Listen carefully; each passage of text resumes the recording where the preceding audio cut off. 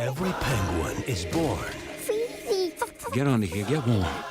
Watch the beak, watch the beak. The beak! Oh! The beak. with a song to sing. So Happy Feet from 2006 then. For those of you at home who don't know, Happy Feet is the story of Mumbles the penguin, who's born into a clan of penguins where singing is really important because you find your heart song, and your heart song is how you find your soulmate. Not only can he not sing, but he can tap dance, which to the penguins of the clan is abhorrent, and they essentially exile him from the clan, which sends him on an adventure. Alice, you picked this one, so tell the people at home, why did you pick this one? So I picked this because I thought that Happy Feet might be a little bit underrated. So at the time of recording on IMDb, it gets 6.4 out of 10.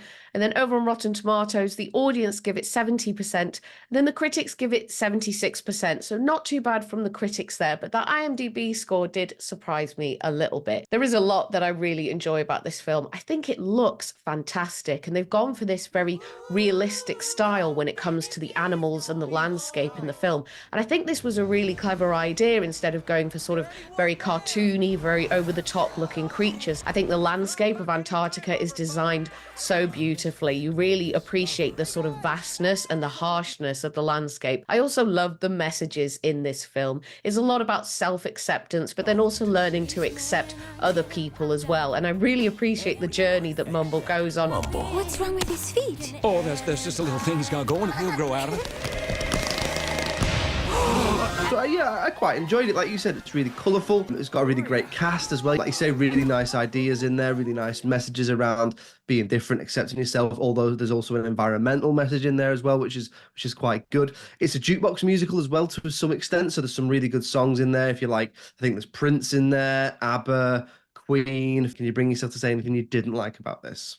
There were only a couple of quite small offenders, but I think the main thing is that a lot of the animals have very different accents, and this is never really explained. So you have a group of penguins, but within that group, some will have Mexican accents or American accents or Scottish accents, English accents, etc.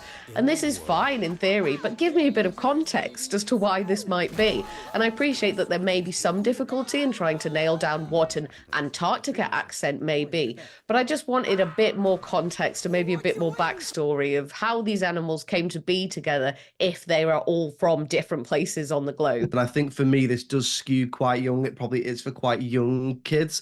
I think we've talked about really great family films in the past, touch on a little bit of something for everybody and that sort of thing. But I don't think this really does. I think it does skew a little young for me. I think having gone back and watched it and seeing those scores, it's perhaps not as underrated as I initially thought, but I still think it might be a tiny bit underrated.